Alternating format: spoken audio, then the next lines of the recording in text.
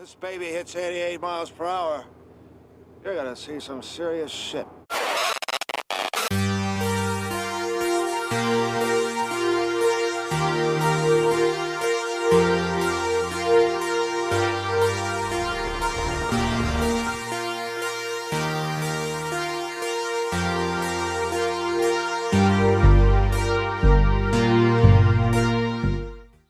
What's going on, ladies and gentlemen? Welcome back to the Take One podcast, episode 31. Dude, I swear I haven't recorded an episode in 2 weeks, but I swear it feels like a month. Like I've been down and out, sick, but glad to be back at it. Glad to jump into the month of November, man, and glad to kick it off with our top 10 Christmas movies. For those of you who are listening on Spotify, not watching, special guest Kevin Ketchie. Appreciate you coming back, man. Back-to-back episodes. Back to back. I hope people aren't getting sick of me, man. But I really appreciate you taking the time to invite me back on the show. I always have a great time. And I'm glad you're feeling better, man. I appreciate you coming on our podcast and powering through 3 hours of movie talk. I know that was a while, but it was fun, man. It was good to have you on, and I'm glad you're feeling better. I'm glad to be here. I'm glad to talk about some Christmas movies. Yeah, man, me too. My favorite time of the year, and absolutely, dude. I was really looking forward to coming on y'all's podcast. When y'all dropped it, I was like, man. First thing I said was, man, I hope they invite me on sometime because I love it, Oh, of man. And y'all course, run dude. a really good podcast over there. For those of people who are new listeners, Kevin, can you drop your kind of ets and stuff like that?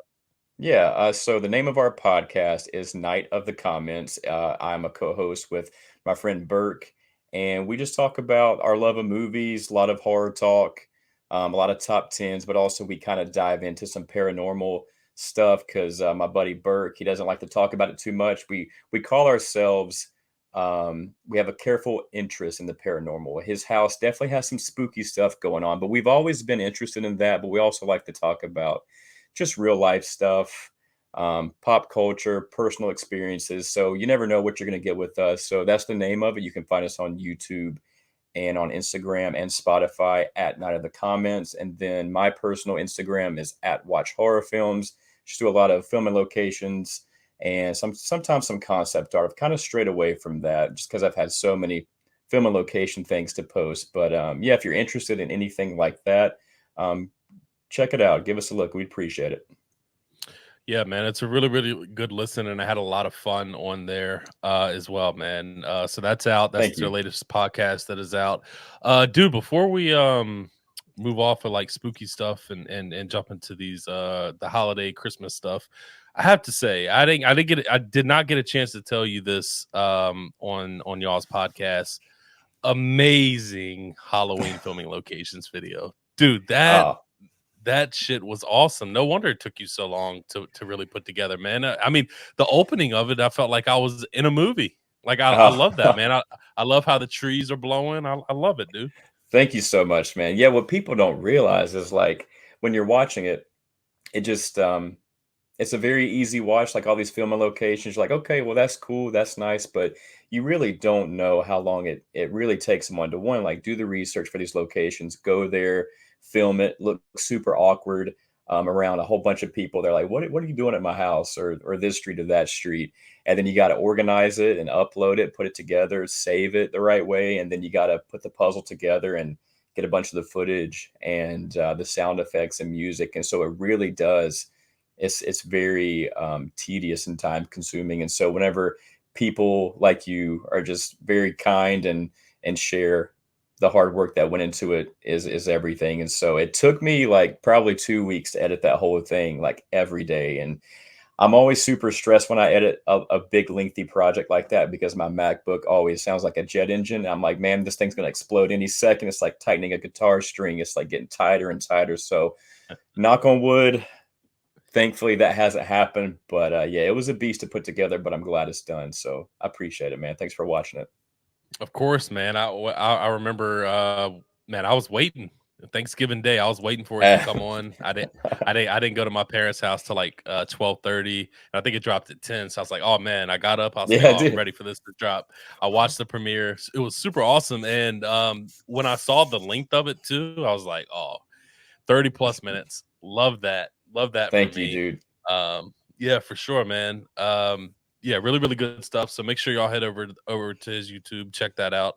I know you're working on your Stranger Things one right now, and I know that's a beast as well. It's funny Yeah. you say that Yeah. about your MacBook, because anytime, even when I'm even when I'm doing my YouTube video for the Take One podcast, it sounds like it's just a whole entire train just going down, and I'm like, man, I cannot afford another MacBook. Literally, the most money I've Oh, ever I dropped know. at one time was my MacBook. It's my Mm-hmm. life. It's my Mm-hmm. life. So Same, man. I thought, and I have an Air, and because when I first got it, I just got it for writing, for when I was writing for Collider and Netflix Life. I didn't Mm-hmm. had any plans to do any video editing or anything like that, because when I went and I talked to the guy at Apple, I was like, so tell me the differences between the Pro and the Air. And he was like, if you edit a lot of videos and do a lot of photos, you should go Pro. And I was like, I ain't doing none of that shit. Yeah. And now I wish I kind of went with the Pro. I kind of Yeah. wish I went with the Pro. Yeah, that's what I got, and it's good, man.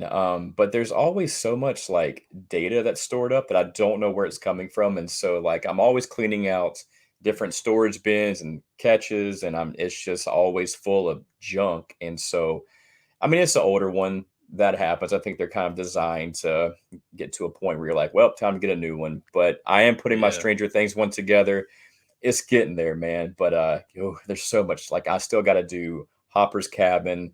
I got to do the Creel House. I got to do the pool. I got to do like 2 or 3 more locations that I filmed a lot at. And I started doing my Halloween H2O locations after my 78, but I felt Stranger Things kind of scratching at me to get it done. So I'm putting the H2O one aside, and I'm getting the Stranger Things one done.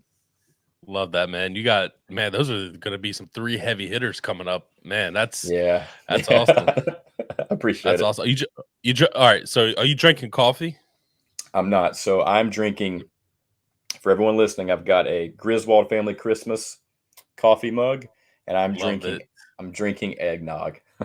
Oh, nice, man. Hmm. I'm an okay eggnog person. Like, I'll drink it here and there. It's not a go-to for me, but Yeah. it yeah, I don't It know. I don't was know why.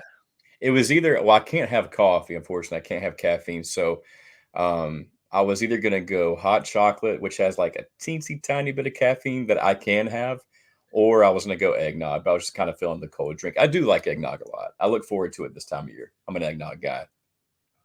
Uh, are you wearing a sweater? I wish. I have a Shitter's Full sweater somewhere, but I don't know Oh, where it's at. nice. Yeah. Oh, that is awesome.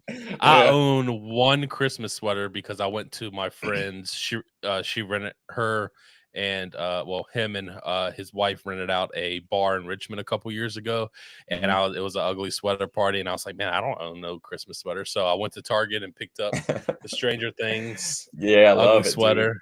I Yes. was like, oh man. The only thing I don't like about sweaters is they're kind of like super tight around my gut, and I don't have no 6-pack over here, my guy. So we're Yeah, I don't showing them either, love man. handles off. I don't either. I feel you. But no, man. I talked about it before you came on. Love the setup behind you. Love Thank all of you. the movies. I'm jealous that you have a Home Alone VHS tape behind Mhm. you. Um, I planned on going tomorrow. I wanted to go thrift shopping and try to find some VHS to see what I can find. Man, I Yeah. really want to start collecting those. I only own 4 VHS tapes, and they are the 3 Back to the Future ones. Mhm. And they're in really, really good condition too. Like, I'm super happy that I found those, and that I own a 1989 Batman I one that got I that bought one off too. eBay. Yeah, I love So VHSs, man. Um, I don't know what it is, or well, I know what it is, but I'm not sure when I started like collecting them. I just love that they I love the artwork. I love the covers. I love tangible media. Like I went to Barnes and Noble the other night, and I got Bram Stoker's Dracula, Silence of the Lambs, and The Thing on Blu-ray. And really, that's the one place I've seen a lot of physical media in the last couple of years. I used to go to Best Buy all the time, and physical media is becoming more and more non-existent, and it makes me yeah, sad, dude. It just it's happened really fast. And like I love going to the movies, and I love tangible media, and so I've really just collected VHSs. It's definitely nostalgic, but I love that it's made of film. I think film carries a certain magic that digital does not, and I think that's just a big part of it. And so, and I'm in that VHS fever, that love for it, and so I'm trying to collect all my favorite movies, and I got quite a bit, man. I got to figure out where to put all of them, but yeah, I love them. Yeah, man, I want to start getting into those as well. Those and records. Yeah. Uh, we have a couple good thrift shops around here as well. There's this place in Richmond. I know we had talked about maybe doing some Exorcist filming locations down the line, man. And I got some places I'm gonna take you if you come to Richmond, like they Okay. you'll love, because like you'll find all kinds of really good VHS tapes. Like I was 2 weeks Hmm. ago, I went to a thrift store and I found a Home Alone 2 VHS tape, Hmm. but it was in such bad condition. I was just like, Yeah. man, this not like, it was ripped and everything. So, and I enjoy, like, even though I got the Batman VHS tape off eBay, I enjoy just going out and finding them. I feel Hmm. like it's one, more fun, two, it's a lot more rewarding. So when I came across the Back to the Future ones, they were all bundled up in rubber bands together, and I was Yeah. like for like $12. I'm like, oh, no brainer, no brainer. Yeah. I gotta grab this. Yeah, Gotta grab it. they all feel like time capsules in a sense. Whenever I was out in Los Angeles, I probably came home with like over 100 VHSs. Like no shit, just because like you can't find them Oh here really, damn. Yeah. especially like horror. I had like a big tub with all these VHSs that I somehow managed to get in the car, but you just can't find them out here, especially in the horror genre. I go to one store in Charlotte. It's called VizArt, but it's all action or kind of romance, kind of the same typical VHS as you see Yeah. everywhere else. But man, the horror genre is very tough to come by. Dude, So when I was out there, I just stacked up on them. I haven't come across really any around here, and we have a Yeah, good amount of thrift shops, and I just can't find any of the horror ones at all. And it's kind of sad, man, because there's some good ones that I really, really want. yeah, they get scooped up really quick for sure. Yeah, rightfully so. Okay, so before we dive into our top 10 Christmas movies, man, we talked a little bit about it on Night of the Comments podcast, but I wanted to dive into it just a little bit here, and I want to get your Mhm. thoughts on Wednesday. Because I know Okay. Yeah, yeah, yeah. because we haven't really, at least as far as new stuff outside of Halloween, I know like X and Pearl, you weren't really interested in, so we didn't really Hmm. haven't really had a chance to talk about new stuff outside of really Stranger Things and Halloween Ends together. So Hmm. I was glad that you were able to find the time to watch Wednesday. I will say this: I really enjoyed it. I was kind of sad that it beat Stranger Things for, I broke was the too. record. I was very surprised by that. Because as Hmm. much as I loved Wednesday, man, Stranger Things 4 was just phenomenal. I still think it's the best show I've seen all year. But yeah, I was really shocked to see that, and kind of sad a little bit. But they got one more crack at it with season Yeah, 5. But that. yeah, I just wanted to get your opinion on Wednesday, man, because I know you said that you kind of enjoyed the older Adams Family ones as well, and this is kind of a Yeah. different swing on it as well too. Hmm. I'm a big Barry Sonnenfeld Adams Family guy. I really haven't watched those two '90s films in a while since I was a kid, but recently I started watching them again. And dude, those movies are so well made. Like they're perfectly cast, perfectly directed. They're very edgy and dark and spooky and kooky, and they really do feel like the Adams Family. Like I think Christina Ricci's terrific in that. I love oh, I can't remember the actress's name who plays Morticia Adams. She's in The Witches. I know her name, but it's That's all just you, leaving me. man. That's all you. Um, it'll come back, but I love those two movies, and so once I saw the teaser for Wednesday, I was interested because I'm a big Jenna Ortega fan. I think she's very talented, has a very good screen presence, very It's well-rounded crazy. actress. Hmm. It's crazy to me she's only 20. That is Yeah, only wild to me. it is crazy. That's crazy that you can be that talented and so wise beyond your years and can deliver all these types of performances and pull emotion out of nowhere. So, dude, she's a powerhouse actress. So I watched it for her, and I'm also a big Tim Burton guy. But as I was telling you on the last podcast, I like a lot of older Tim Burton movies, like Sleepy Hollow. Um, Sleepy Hollow. Just name one movie. Why does that always happen? The movies It's escape me. no. But We Nightmare Before talked about Christmas, yeah. this before. Tim Burton's Batman, right? I Batman, thank you. mean, Batman, really, Batman really good. Returns. They all Yeah, just have that depth and that darkness that I love, and his newer stuff is more timid, I would say, and I felt Wednesday was more of that. I wish he would have went darker. I think, like you said, it felt like it was more aimed at kids, and I got strong Percy Jackson vibes and kind of yeah, Harry Potter vibes from it, which was not terrible, and they did it in a different way that was refreshing. I think the two best parts of Wednesday, one is Jenna Ortega, and I really like the actress that plays her friend, like the complete contrast of her roommate, uh, yeah, Enid or Edith. I thought she was such a good friend and a great performance, and I love practical effects, and I love creature features, and so I think the monsters looked really cool, even though they didn't use a whole lot of practical effects. But I dig stuff like that. I like that it was a who done it kind of a season, and she was like this detective, which was different than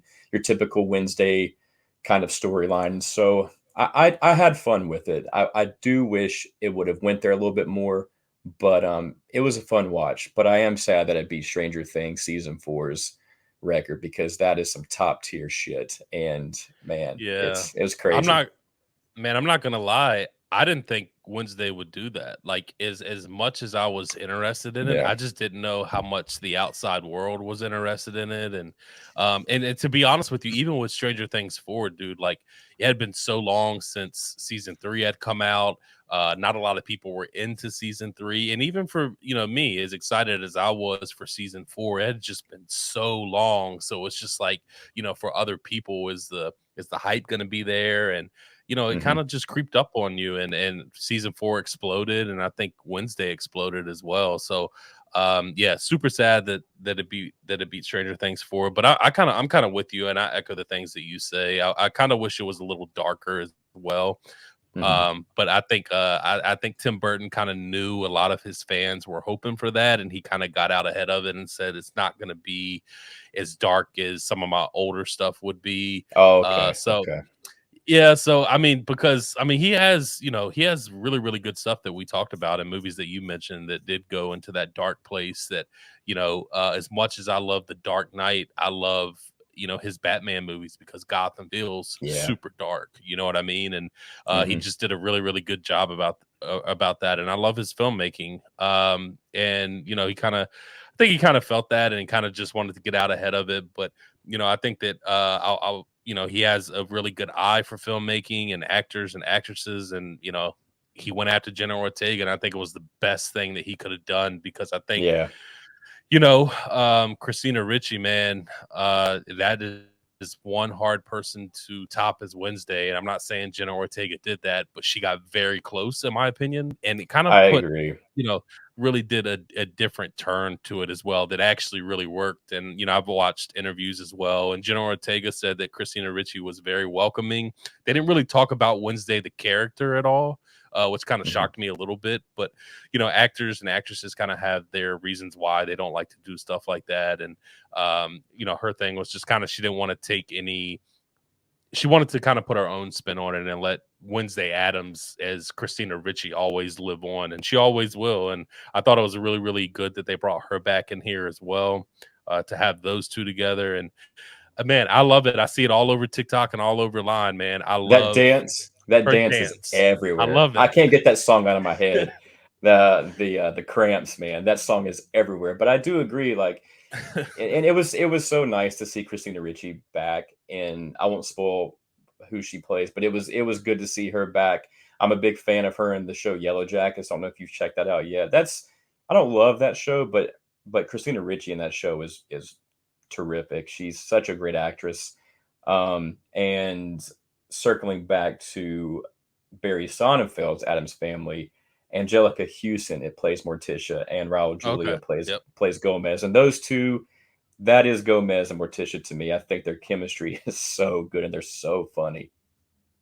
Yeah, and I think, with the Adams family, it obviously focused a lot more on the actual family, where I feel like this show didn't. It focused on Wednesday Adams, which shouldn't be no shock. The show is called Wednesday, so it Hmm. dived in and focused a lot more really on her instead of more of the Adams actual family. So I'm wondering in season 2 if they're going to focus more on the actual family aspect, because there's no Hmm. way that it's not getting a season 2. So Well, and I was also a little worried at the beginning because Wednesday is such a like straight shooter, dry, dark humor, sarcastic person, very one note that I was afraid after the first episode. I'm like, man, am I going to be able to endure this performance for 8 episodes plus?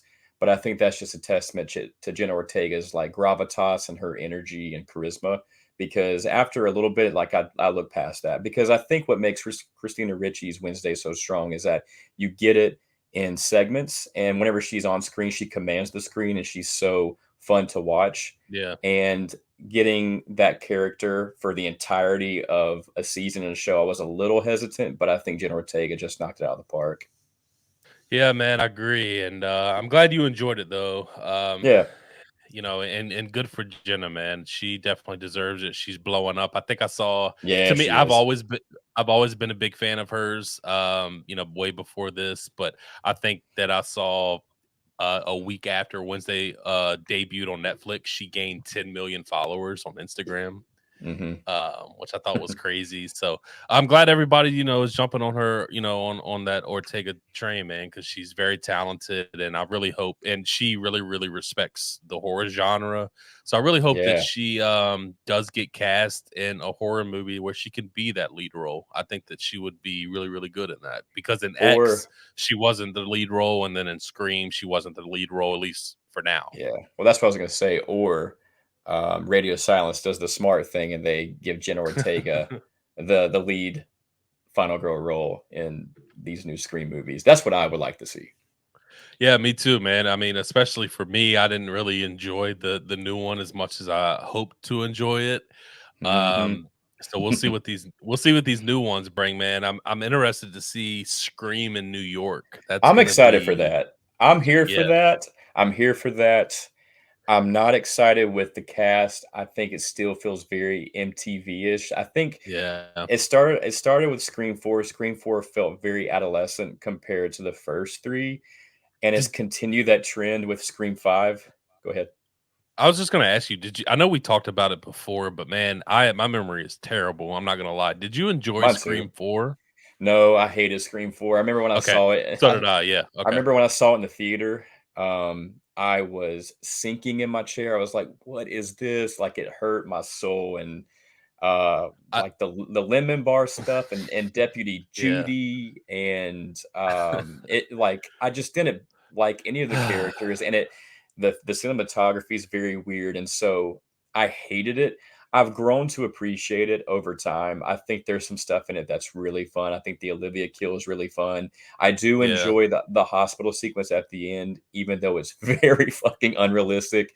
And Dewey gets beat with a bedpan. It's really stupid, but Because it's okay. I can't tell if she hits him in the head with that bedpan. Because if she does, my man is like bleeding out in his head. Like Yeah, he is that shit is yeah. that. It's So yeah, no, I totally get that. What did you think of the twist, like the killer? Because I'll be honest with you, probably out of all of them, that was the one that I least expected. At least for me, I did not expect her to be the killer.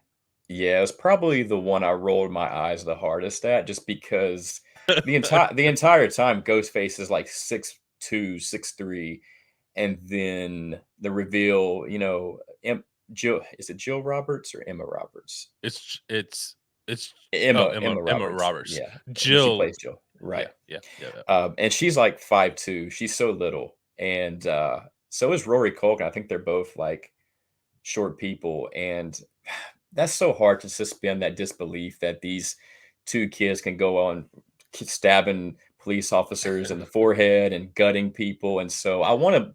like that's what I miss about the first Scream is that it felt real and you would buy into these two crazy Yeah. guys doing this. But yeah, I mean the reveal is I didn't really see it coming. I had a feeling it was Charlie the whole time. I didn't suspect it to be Jill.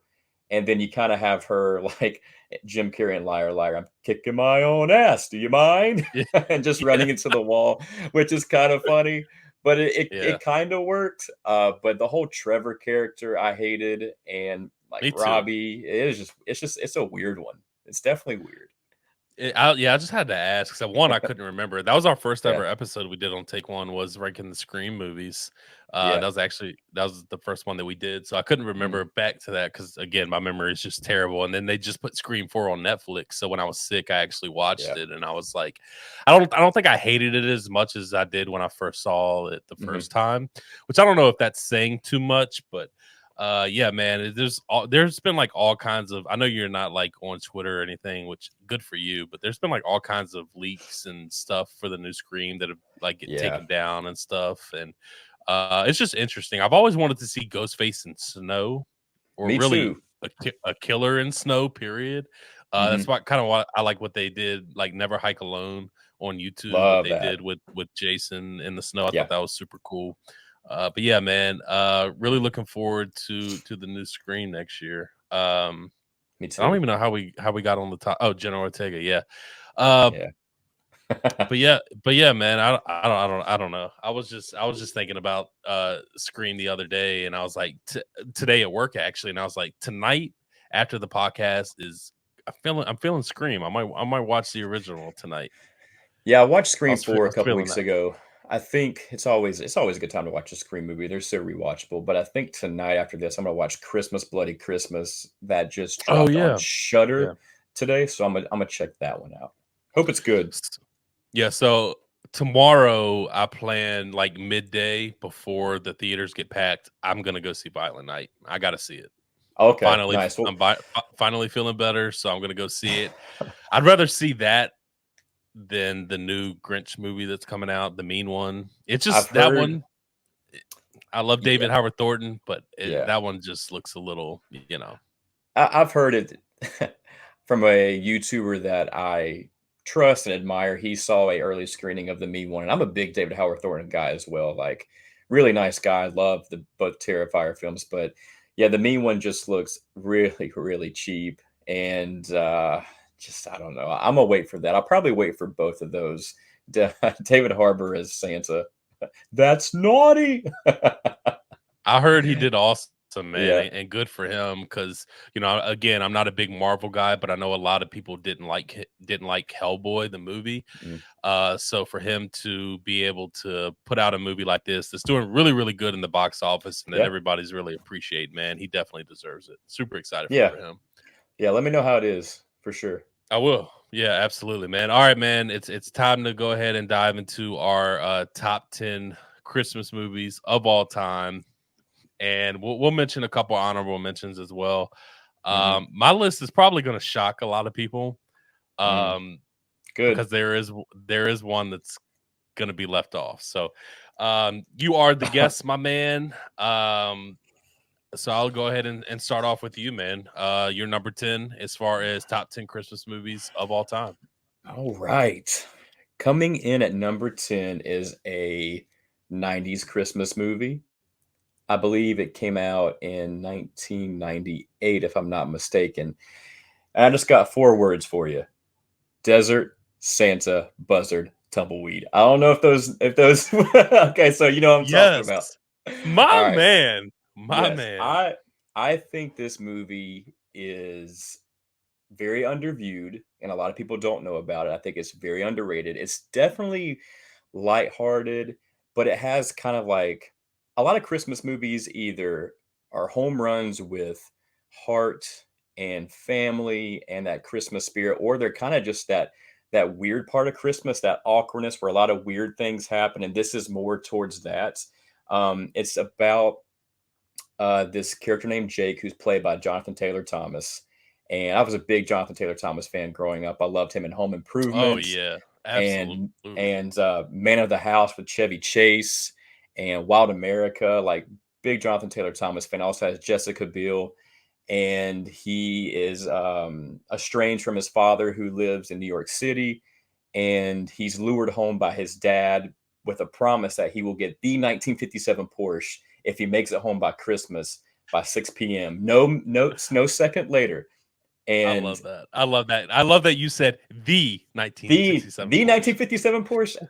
And so he agrees to do it because he was originally going to go to Cabo with his girlfriend who did not want to go, and he's trying to make her go, which is Jessica Biel. And so he decides to go to New York to get this Porsche, and then it's just a crazy cross country fiasco where a whole lot of things go wrong, and you meet a lot of funny characters and run into a lot of weird things. And I just think it's very funny, but it also has a lot of heart.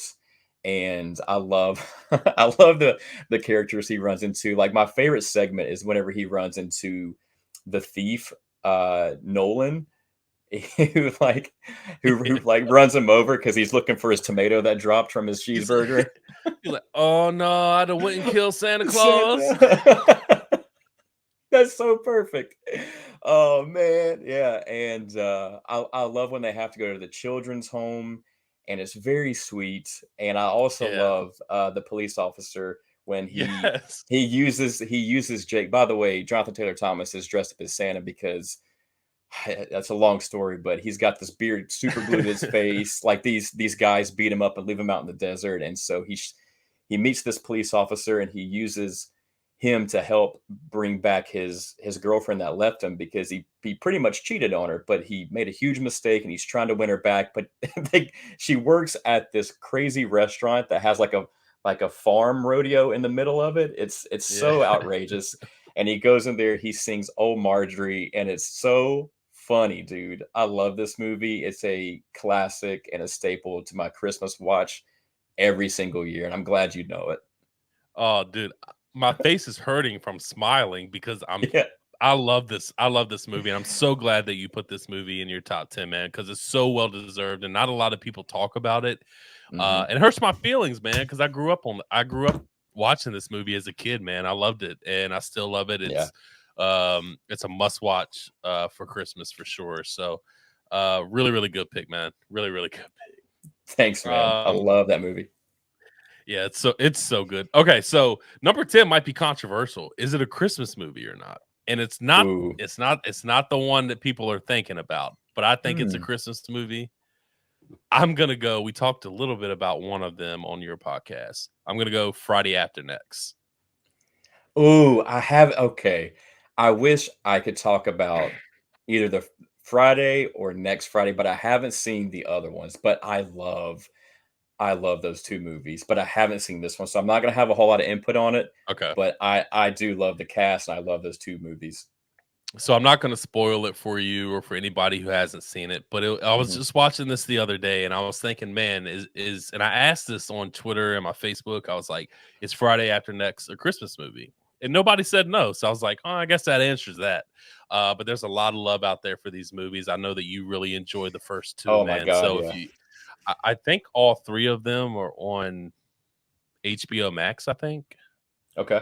I don't know if you have that, but if you get a Yeah, chance to yeah. watch it, definitely watch it. It's Craig and Dede, they're living out on their own now in their apartment, and the movie kind of just I'm not going to go into major details, but it kind of kicks off to where this guy dressed as Santa Claus comes in and robs them and steals their rent money, and now they don't have rent money to pay rent, and they have this security job that they work at, and they just run into problems about paying their rent and how they're going to pay their rent, and and they decide to host a Christmas party on Christmas Eve and charge people like $5 or $10 to get into their Christmas party, and they do that, and then they run into all kinds of problems, and they're just trying to figure Oh, that dude. out. Yes.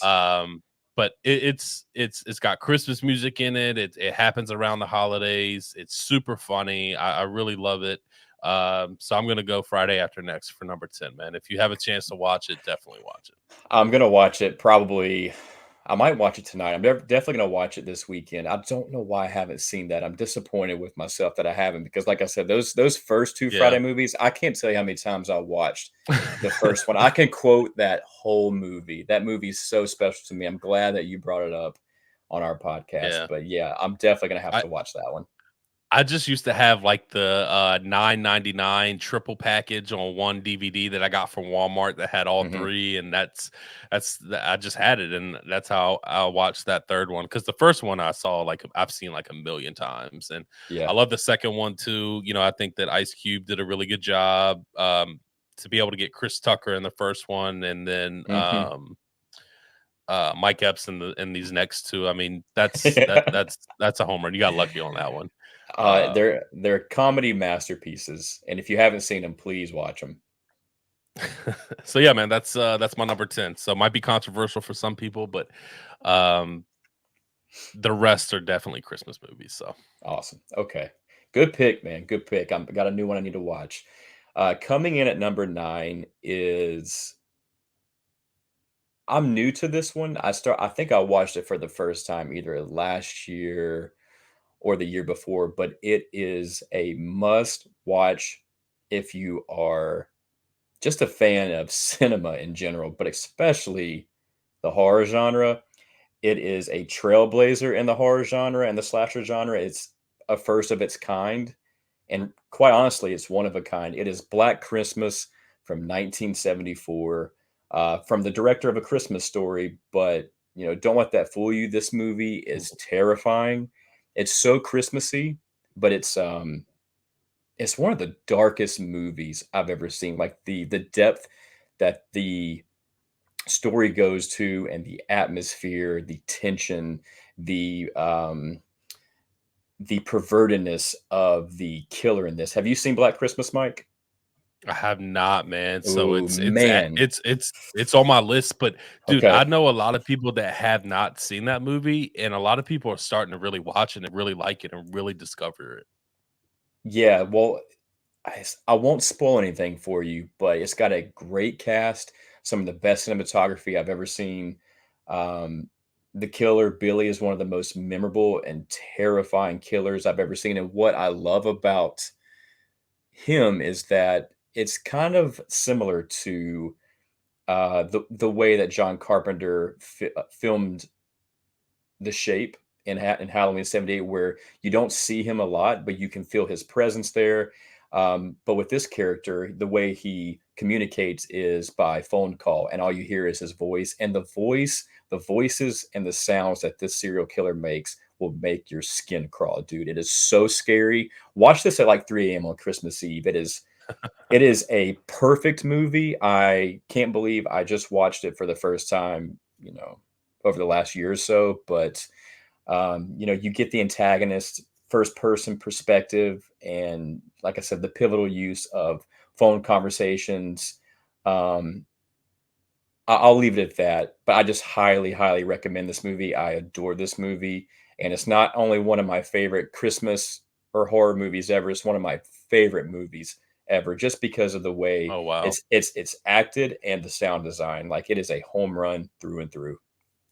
Man, don't you love that though? Hmm. Being able to watch a classic movie that you're kind of late to that ends up being an all-time favorite for you. Like that is awesome, dude. It's such a good feeling to discover movies like that, or movies that you think are going to be. I got two on here that are similar to what I'm about to explain, but movies that look very simplistic, or you think they're going to be one thing and then they really pleasantly surprise you. I love movie experiences like that. So Yeah, me definitely. too, man. That's a really good pick, and I'm super excited to watch that coming up. Because I really want to. Did you happen to watch It's Me, Billy? I did, yeah. Dave McRae's fan film. I like Dave McRae a lot. That dude could talk for 5 hours, and I just think he's very entertaining. I Yeah. think, um, I'm super he's excited to very see him as Freddy Krueger as though. Freddy. Dude, that looks fantastic. That Yeah, looks so fun. Yeah. it looks really good. But I heard again back to It's Me, Billy. I just remember you remember the bedroom scene, right? Where Billy is just on top of the girl, just stabbed. Man, Mhm. like when I saw that, I was like, is this what Billy is like in Black Christmas? So that's what kind of really sparked my interest as well. And Mhm. I know you said that, you know, Billy is, kind of, like that. You would say he was like that, right? I know you said he's one of the meanest. that there Yeah. is, and that was pretty violent. Yeah, there's man, there's really not anybody in the horror genre that's like Billy, seriously. And I think Dave McCrae and his team did a pretty damn good job at replicating the characteristics of Billy and the tension and the mood and the atmosphere of that. You'll never be able to replicate Black Christmas. It's just a masterclass in filmmaking. Um, but I could feel and see the passion behind it. But dude, Black Christmas 1974 is goosebump worthy, and I put that movie on a pedestal. It's perfect. Can't wait to watch it, man. Really, really good pick. Mhm. And I'm glad that we started off a couple of movies to where we haven't seen, either of us have Yeah, seen. So yeah, we got some to add to the list for sure. Um okay, my number 9 is going to be a movie that I feel like is kind of underrated as well, that not a lot of people talk about as Christmas movies.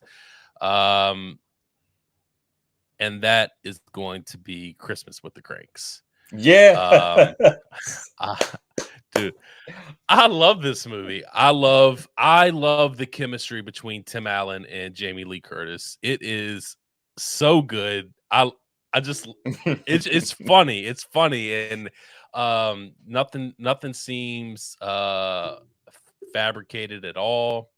Yeah, It feels really, really real. I love Tim Allen, period, as an me too. actor. We talked about Toy Story on our top 90s movies of all time. We talked about well, we'll talk about a movie, I'm sure, that involves Tim Allen too. But when I think of Christmas, and he just has a really soothing voice as well, and I've just always really enjoyed Yes. him as an actor. Yeah. This movie's no different. Obviously, their daughter goes off to college. They decide to skip Christmas, more of his idea than his wife's idea, which I believe her name is Nora in the movie. Mhm. Um, Nora Crank. yeah, Nora Crank. They decide to skip Christmas because their daughter is off to college. They want to save some money. They want to be, I think, was it a cruise or were they going to the Bahamas? I can't remember off the top of my head. Pretty sure it was a cruise. Okay, yeah. Yeah, yeah, yeah. Nora and So they were Luther. going. Yeah, Nora and Luther. They were going. they were going on a. Luther. They were going on a cruise, man. And it's just such a good comedy movie. But one thing I really love about film in general, and just really mainly almost every Christmas movie that's not a Christmas, but I'm sure besides Black Christmas, um, it ends really heartfelt, Yeah, and man. ends on. It really just shows you the Christmas spirit, and I've mentioned this before. Of course, I love buying presents for my nephews and nieces and seeing their reactions and stuff like that. But for me, I'm not a big present person. I don't need presents. I just enjoy, um, everything about Christmas, like the music, the movies, the lights, the trees, and all of that, man. So, and Christmas movies, they embody that, and which is really, really why I love this that we're doing this list. Mhm. Um, but yeah, this movie, man, it has the comedy, has the heartfelt in it that you need, and it ends really, really well. Um, I love how the kids, especially there's this one kid, and I forgot his Spike. name off. Spike, Spike. yeah, Spike. Spike, he's hilarious in this too, and I love how he kind of comes at Luther as well, and just how the whole entire neighborhood goes against them because Yes. they're skipping Christmas, and I think they end up in the freaking town newspaper because they're deciding to skip Christmas, and Oh they yeah. want and the kids are banging on the door, ringing the doorbell because they want Frosty out of the basement. Bring Mhm. Frosty out, Frosty, bring Frosty out, like. It's just such a good movie, man.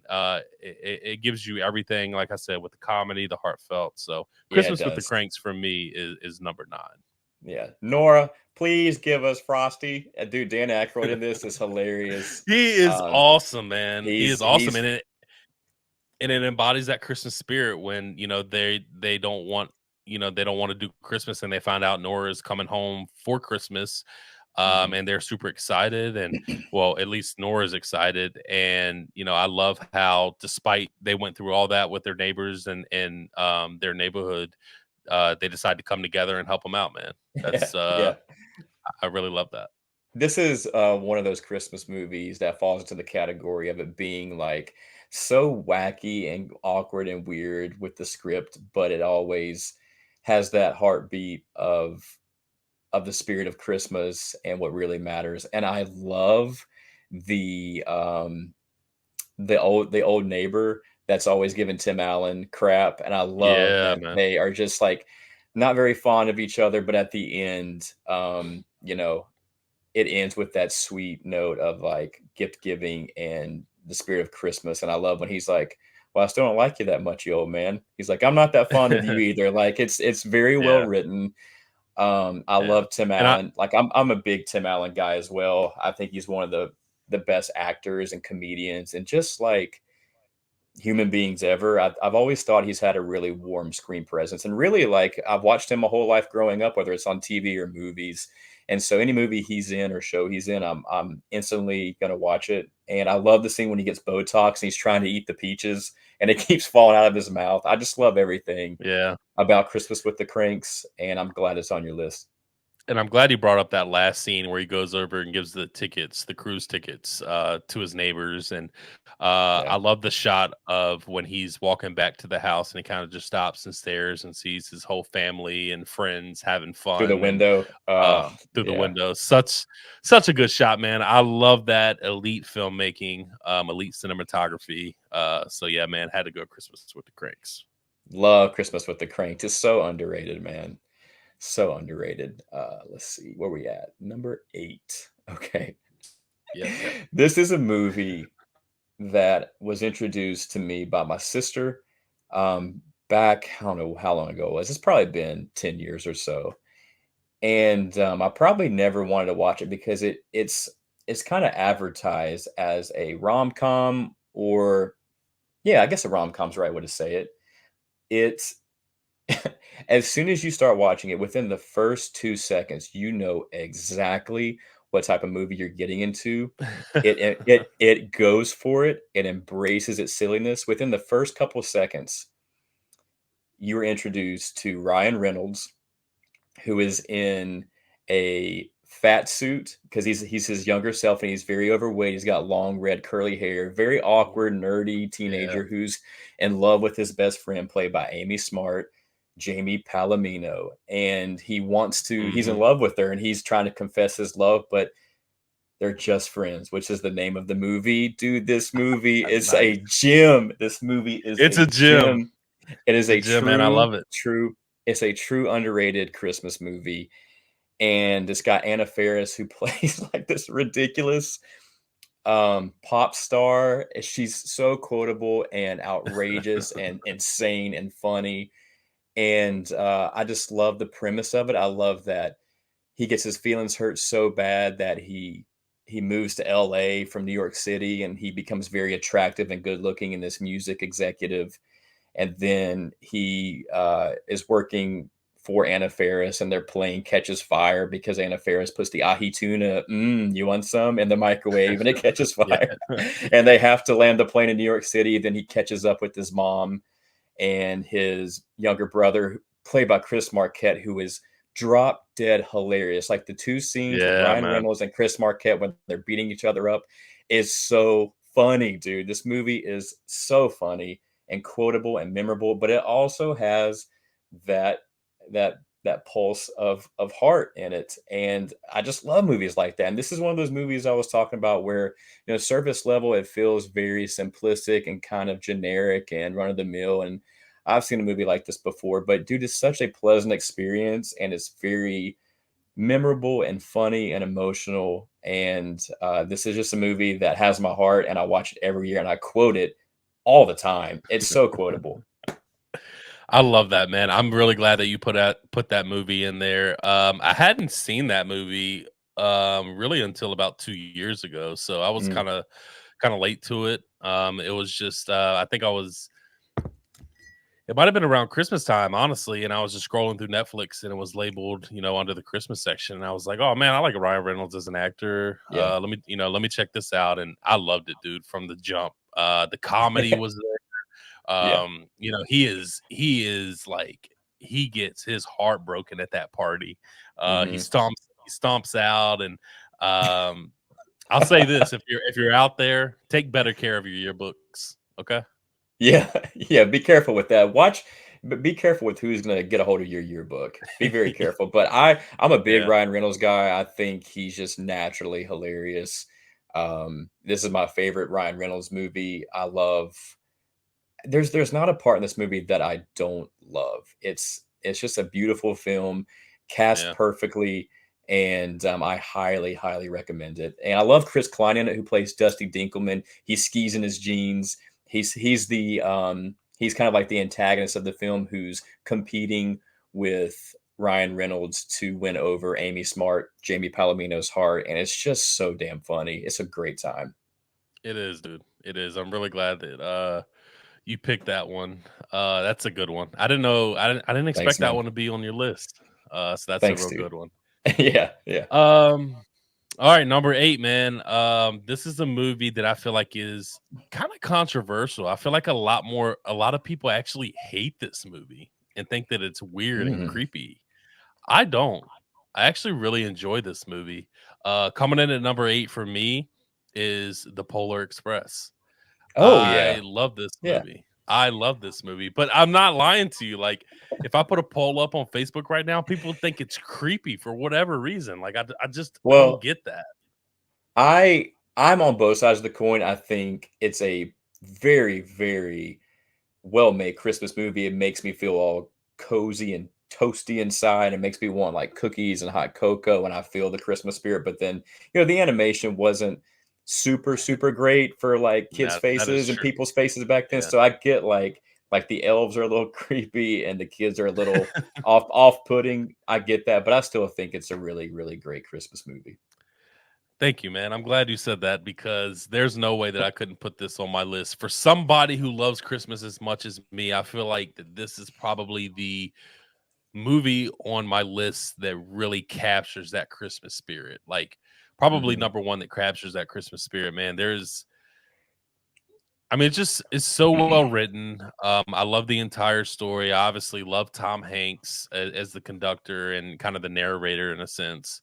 Um, yes, I agree. The kids may look a little creepy. Mhm. The CGI or the animation might not be there, but I love their whole story of going to the North Pole and um, at the end getting the bell from Santa Claus and Mhm. ringing it and being able to hear it, and then ultimately them going back home and having that bell under his tree at the end, and his parents not being able to hear that bell, but him and his sister being able to hear it.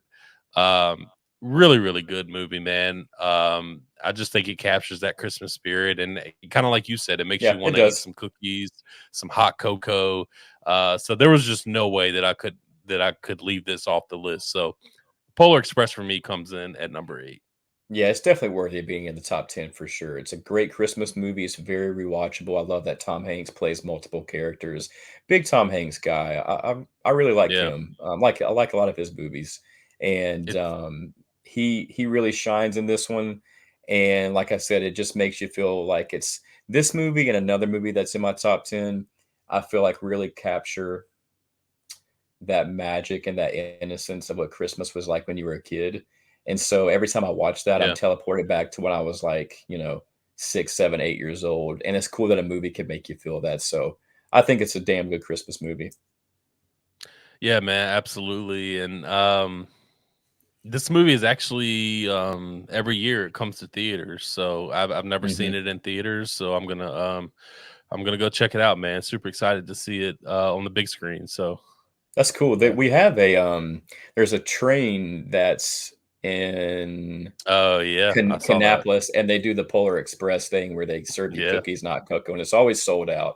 And so we're always trying to get my nephew because he loves that movie as well. We haven't Oh done yeah, that my yet. nephew. My Yeah, nephew yeah. loves it as well, dude. We've been trying to do that, but we usually go to a place called Tanglewood. It's like the Festival of Lights. It's just this really big park in Winston-Salem, and you drive through it, and there's Christmas lights all through the forest, and there's trains that are all lit up, and that's Oh, like a Christmas nice. tradition. So we usually try to do one, either that one or the Polar Express train every year. But yeah, man. Oh, nice, man. Yeah, that's I heard about that. Would love to check that out sometime. But yeah, I think I'm gonna take my nephew this year to see the Polar Express as well. It's one of his favorites. So yeah, Yeah, man, like I said, just captures the Christmas spirit. So there's no way that I could leave this movie off. I really enjoy it. for sure, man. Well, I'll tell you what, kids nowadays just don't appreciate the fact that we wouldn't even have a Man. Christmas if it wasn't saved back in 1988 by Ernest P. Worrell. Coming in at number 7 is Ernest Saves Christmas. Love Have that, you dude. seen? I'm just a big fan of Jim Varney. Rest in peace. He was just a comedic genius. He felt like that really lovable uncle that told a lot of just really bad jokes, but really were hilarious. And he kind of had that kid-like nature to him, and was just very, very kind of iconic, and had a great gravity to him, and was very lovable, very charming. And I just grew up on his movies. Ernest Scared Stupid is my Yeah. favorite of his movies. I think it's the best made. But Ernest Saves Christmas has all the elements of an Ernest movie, where it has so much heart and charm, and it's just very good natured, and it means well, and you feel that. And I love the cast in this. The actor who plays Santa is one of the best Santas I've ever seen in a movie. I think he's really believable and sweet. And I love the premise of the movie, where this Santa is in Florida, and he's trying to find his replacement, and he runs into Ernest. And like anytime you run into Ernest, a whole bunch of nonsense and crazy, wacky things happen. And Yeah. it's very memorable. And I'll admit it could be the nostalgia talking, but this is just, like I said, one of the most charming Christmas movies of all time. And it's just a special one, man. So if you haven't seen it, I highly recommend it. Listen, man, Christmas has a lot to do with nostalgia, man. It's just Mhm. it's awesome, dude. That's a good pick. I haven't seen it in a really long time, but I think obviously Jim Varney as Ernest is absolutely phenomenal. I think the cast as well. I thought the guy who played Santa was really good as well. So can't Mhm. have any arguments with what you said. I know you were a big Ernest guy, so I figured this one was going to be in your top 10. Oh yeah, Um, yeah, so I was expecting it. I was interested to see where it landed. So seven's a good spot though. yeah. 7 felt right. Like it could be a little bit higher, but these next Christmas movies just really take me back to whenever I was a kid. So it was hard to put it above those. So coming in at number 7 for me is a movie that we have already talked about, and it's I'll Be Home for Christmas. Hmm. You started off strong with that, and we said everything that we could say about that movie, man. But it's a movie that me and my siblings watched a lot growing up. It was just so good. It's an easy watch. The cast in it is absolutely phenomenal. Um, I had a big crush, obviously, on Jessica Biel. Hmm. And then again, it's another movie that captures the spirit. You're dealing with somebody who doesn't really care about Christmas. Just has a new mother figure in his life as a new stepmom. So he's not really interested in coming home and doesn't really pay much attention to her. And it's just Yeah, he's kind of forced to come home in a sense. But by the time he makes it home after everything that he's been through, he just purposely makes it home on time, but kind of sits and waits a minute or two. And I love that I love scene. me too, and I love the line of him saying that he thinks it's going to take a lot more Christmases for that Porsche to be ready, man. So, um, just a real good classic for me. I love that movie. I could not stop smiling when you were talking about it because it brings Yeah, back so many memories for me growing up as a kid and watching this movie every year, multiple times. Just a really, really good watch. I'm glad it's a Disney movie because it's on Disney Plus, and I can go back and watch it whenever I want to. So really, really, good movie that I could not leave off the list because it's one of my favorites. Yeah, it's so good. I love what you're talking about with the ending when he does make it home in time to get the 1957 Porsche, Yeah. and he's in a carriage with horses, and he's right outside the house with his girlfriend Allie, and he's he can go inside and show up and claim his prize, but he just sits out there in the cold and the snow, and Allie's like, "What are you doing?" He's like, "Just watch," and she goes, "Watch," and he goes, "My family." Oh. Yeah, man. And Yeah. you see him So through the good. window. It's so great. It's a great movie. Yeah, Yeah. man. Really good one. I'm glad that's on both of our lists. Me too, man. I love that So movie hold so on. much. So far, that's the only one that's on both of our lists so far. So far, dude. Yeah. Number 6. So, oh man, this one's so fun. I relate I relate more and more to this character every single year. I This is probably the Christmas movie I rewatch the most the older I've gotten. It is How the Grinch Stole Christmas, starring Oh, Jim okay. Carrey. Yeah, I Love mean, that. Love that. you either love this movie or you hate this movie. I don't know how you could hate it. I don't even see like Jim Carrey in this. I don't see Ace Ventura. I don't see Lloyd Christmas. I don't see Andy Kaufman. I just see the Grinch. Like it just feels like the Grinch. And it hits on every emotion. It hits on every note. Like it's really wacky and slapsticky and funny. It's very charming. It's very warm, but it also kind of has that good balance of Christmas being very warm and magical and loving, but also Christmas can be very sad and cruel in a sense and lonely. And I think I really feel that sometimes when I watch this movie with Cindy Lou Who singing that song, looking up at the mountain, and I feel the Grinch's isolation and his abandonment and the bullying. I really do feel that. I feel why he has this outer shell of this wall that he puts up of I hate everything. I hate Christmas because he's been hurt so much. And the older you get, the more you go through things, you can just relate to that. So I think I love that about the movie, first of all, but I love his performance. I think it's so iconic and hilarious. Like something as simple as um checking his schedule, like, oh, wallow in self-loathing. I can't cancel that. Like that's so funny. Yeah. Only Jim Carrey could pull that off. I love the cinematography. I love how Hoover looks. I love Anthony Hopkins' narration. I love how it starts off going inside the snowflake. Um, I just love this movie, man. And like I said, I relate to it more and more every year with Yeah. Christmas. I'll admit is not my most favorite holiday. I think it really depends on you personally, like where you're at in life and what you've gone through. And I can just relate to this out of all the other Christmas movies. So it's truly one of the most enchanting and magical Christmas films out there. And it really, truly does hit home with the message at the end as well. Yeah, man, I definitely agree with everything that you said. I think that Jim Carrey is absolutely phenomenal in this. Super, super funny, and it's really hard to take a animated classic and turn it into a really, really good live action movie, and they were able to do that with this. I mean, obviously the Grinch or How the Grinch Stole Christmas is the animated one. Hmm. The classic is. It is that it's a classic. It's one of the best of all time, and for everybody in this cast to be able to step in and do what they did and complete the message, deliver the message with comedy and true heartfelt uh, messages because there's multiple messages in this movie, but just the main one of not everybody, and you touched on it a little bit.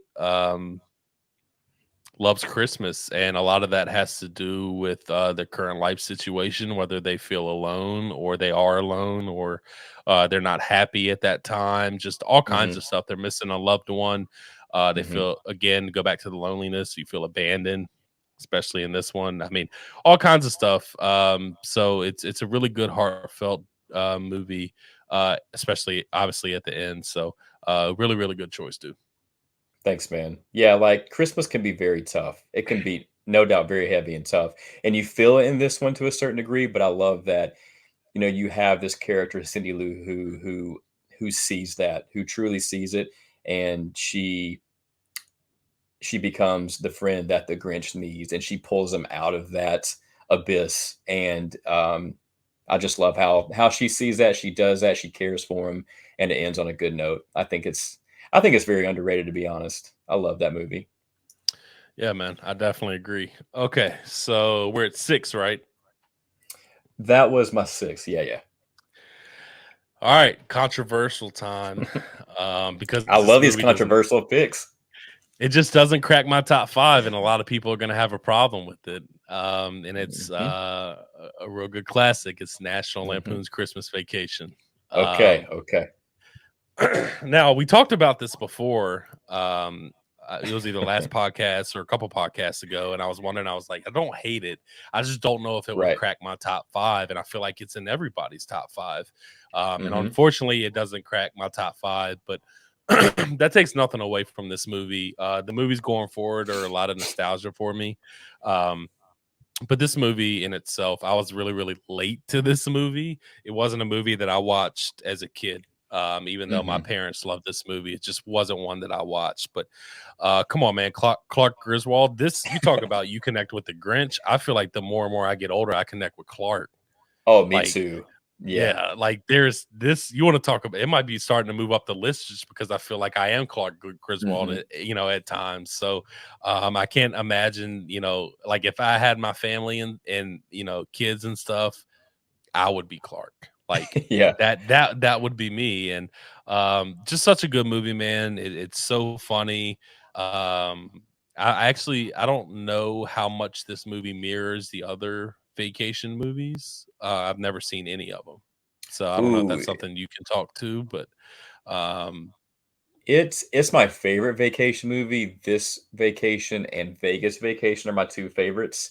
okay, I've only seen the first one a couple times, and that's with John Candy, and I can remember the other supporting actors, but they go to mm, Wally World, and it's crazy. But this one and Vegas Vacation definitely are the ones I watch the most, and I relate to Clark as well, man. I love that Clark. He just really is a he means well, and he cares, and he yeah, wants Christmas to be perfect. And I can relate to that. I'm a perfectionist. I'm a traditionalist. I love the holidays. And I'm glad it's in your top 10. I know it's probably um, not everybody loves this movie, but I am glad it's in your top 10. I think because, like you said, Christmas is so nostalgic, and there's a lot of movies that are core memories and movies that really yeah. mean a lot to us. It's hard to, it just depends on when you watched it, I guess is what I'm saying. Yeah. I mean, I could see myself 1,000% getting locked in the attic. Like that would be me. Oh, yeah. Um, I could also but my, see me going to get a Christmas tree and forgetting the damn saw. I could see yeah. that too. And then one of my favorite scenes is just because the back and forthness of it is the whole why aren't the Christmas lights turning on? Like what the hell is going on? Like he's doing Yeah. everything right, and I don't know, man. It's just such a good movie. It's such a good movie, and a lot of that is really relatable too.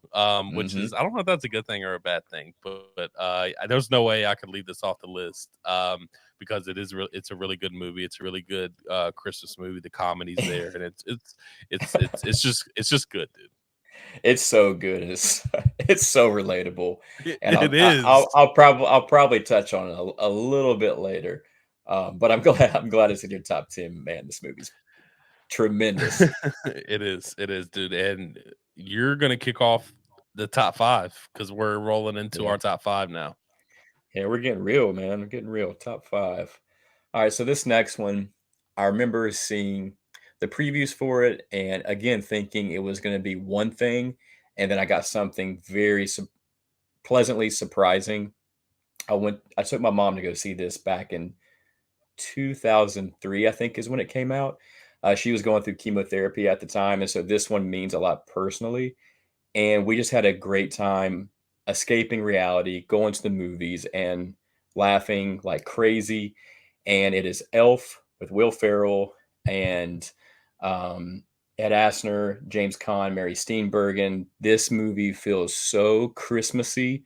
I can't even like it's almost overwhelming how magical and charming this movie is.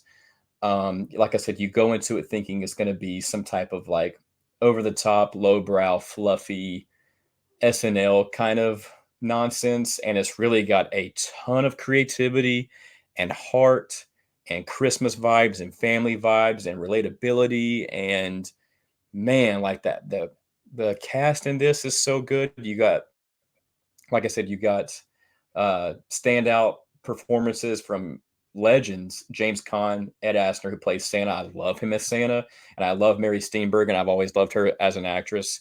Everyone is wonderful in this movie, and Will Ferrell's commitment to Buddy the Elf is everything. I can't imagine another actor playing Buddy the Elf other than Will Ferrell. Like, I love how sweet he is and completely like this naive fish out of water, and it's a treasure to behold. I love you got some syrup to put on the spaghetti. I love the snowball fight. Like whether it's eating gum off the street, the snowball fight, Yeah. the bye You're buddy. an I hope angry you elf. find your dad. Yeah, he's an angry elf. Call me elf one more time. Or your dad's on the naughty list. Like arguing with the Yeah. store manager. Yeah. There's no singing in the North Pole. Yes, there is. Like it's so good, dude. No, it's Elf is not. a treat. No, it's not. 6-inch ribbon, girls. 6 inches. That's impossible. 6 inches. Oh man, Elf, like I said, means a lot for me personally. It's a Yeah. very good memory, and it's a great movie. Yeah, man. Really, really good movie. I think the cast in it, you touched on that, is just, man, I don't think that you could pick anybody else to play Mm-mm. any of them. I think that they really hit with this one. This is a movie that I really love and adore. It has a lot of nostalgia for me as well. And I'm just a big Will Ferrell guy. I mean, Me I too. feel like I can quote all of his movies. And I don't love in love with all of his movies. I don't watch them a million times, but I swear to God, I can quote Step Brothers line for line. Oh, Like Step that's one of my Brothers, Anchorman, old school. yes. Yeah, yeah. Just they're so good, so good, man. And this movie for him is no different. He delivers. Buddy the Elf is funny. It's funny, like because he's being 100% serious, Mm-hmm. and like he means well. He means everything that he says, Mm-hmm. and it's just so fucking crazy that people are like, really, come on now. But he's so genuine in this, and yeah, man, it's a really good pick. That's a purpley dress, very purpley. I Thanks, love man. when they're in the I love every part of this movie, but I love when they're in the shower, when she's in the shower and he's Oh singing yeah, with her. yeah. I was like, oh man, that actually sounds really good. They did a good job on that one. That's And then, actually my favorite version of that song. I think they both me sound great. too, me Yeah, too, it me sounds too. great. And then I love when he runs and jumps to put the star on the tree. And just does I not got work it. out. Yeah. What Oh, does this Elf's taste great. like? A really crappy cup of coffee? No, it's the world's No, best cup of coffee. it's so quotable, man. The movie's wonderful. It's fantastic. Really good, man. Okay, number 5 for me is a movie we already talked about, and that's How the Grinch Stole Christmas. Oh, we're Nice, doing dude. 6, right? 6. Is this 6? No, this is No, 5. 5. This is Okay, your 5. I just want to make sure. Mhm. Okay, 5. How the Grinch Stole Christmas. For everything that we talked about, man. I don't get why people don't like this movie.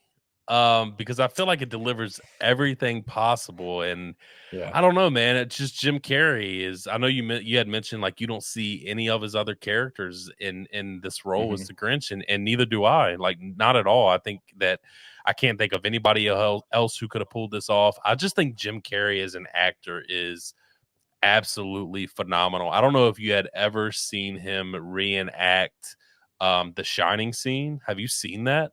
No, I haven't. I have to send you that Yeah, absolutely. when he reenacts when he's at the typewriter. Oh God, I gotta see this. It's yeah, I gotta send it to you. It's so good, dude. So I'll send that to you after the pod. But Yeah, man. I mean, we talked about the Grinch. There's nothing really else that we could say, but it's definitely one of my favorites, man, and had to crack my top 5. It's every year watch, multiple year time. This time of year watch. For sure. I think the people that don't like it are one crazy, but I think you're just not a Jim Carrey guy, or maybe it's a little too scary for you. I think some people do find it kind of creepy and scary with some of the designs, I guess. But dude, I've always thought this movie is perfect. I love the baby Grinch, the Santa, bye bye. I think that's a So hilarious good. scene, so funny, and yeah, man, Yeah. I'm glad it's on your list. I'm glad it cracked the top 5. That's awesome. Number 4, Um, dude. number 4. Mount Number 4, Rushmore. what we got? Mount Rushmore. Here we go. Um, so this goes back to what I was talking about about the Polar Express being one of the lone Christmas movies that really captures, excuse me, that feeling of innocence and magic and what it felt like to be a kid on Christmas Eve. Like there was really something magical whenever you're trying to go to bed and you're trying to force yourself to go to sleep so you can wake up, and then you run downstairs and there's gifts Yeah. everywhere. Like that's so special and is such a good memory. And I think this movie captures that. It is the Santa Claus with Tim Allen. This movie Oh this man. movie is so special to me. Like I said, I'm a huge Tim Allen fan. Home Improvement, Jungle to Jungle, Toy Story, Galaxy Quest, list goes on and on. But to me, he is Santa Claus. Like when I think about Santa Claus, I picture him as Santa Claus, like Yeah, man. Popo Shisho. Like that's like he is Santa Claus to me. And I love the edginess of this movie. Like I love that it has that childlike innocence to it that feels so Christmassy, and it really has the embrace of the Christmas spirit. But it also has that edgy comedy in it too, where where he's talking to the principal at Charlie's school. She's like, "So Yeah. what did?" Or he's talking to Neil, and he's like, "So what did you do last night?" And he goes, "Shared a bowl of sugar, did some shots of brown liquor, play with my shotguns, field dressed a cat, look for women. I read him a book. Oh, what book, Scott? Yes. Hollywood Wives. The night before Christmas, folks. Like Come on. it's top tier Tim Allen. I think he really disappears in the role of Santa, and he really seems like he was meant to play Santa. It's I love how the Yeah. North Pole looks. I love Bernard. I think he's really funny. Yep. This movie's great, man. I love the Santa Claus. I'm so glad that this is in your top 5. I'm glad it's on your Mount Rushmore because for all the reasons that you said, when I think of Santa Claus, I think of Tim Allen. He just fits the Mhm. role so well. I love everything. It just feels like Christmas. It looks like Christmas. It's just, man, it's one of my favorites. And um I l- I love Jamie in this movie. Man, just such a good movie, man. And I'm not Jamie. Sorry, I'm thinking of a different movie. Help me out Charlie? with the Charlie. Yeah, Charlie. Charlie. I don't know what the hell I got Jamie from. Anyways, Jamie's the name of the kid in Jingle All the Way. Charlie, I don't know, man. I like him as a character too. Like Mhm. he reminds me of me, honestly. Like I used to dress like that as a kid growing up. I had that Did you have the ugly bowl ass cut? bowl haircut. Yeah. Yes, 100%. Yep, And I'm me not too. showing anybody a picture. I'm not plugging a picture on this, so not gonna happen. Um, yeah, man, I just love everything. It captures the Christmas spirit. And by the time when you see his transition from the beginning of Santa Claus, where he just looks like a really fat guy who just eats donuts all the time, and Yeah. then you see him actually when it comes Christmas, and you see him in that gorgeous suit, You're that like, "Whoa, beard, that's Santa. That is Santa yeah, Claus." and Yeah. you see him eating a cookie, and the crumbs are getting stuck in his mustache and his beard. Mhm. He's Santa Claus. Without Such a a good doubt. pick. Such a good Yeah. movie. Clydesdale. Fun fact, every time I'm not kidding, whenever I go to say, "No, thank you," I always finish it with Judy whenever they're at Denny's, and he Yeah, says that I always say, "No, thank you, Judy." I quote that all the time. I love this movie. that's funny. Great pick. That's Great pick. that's a good one, Oh, dude. that's my Um, pick. Okay.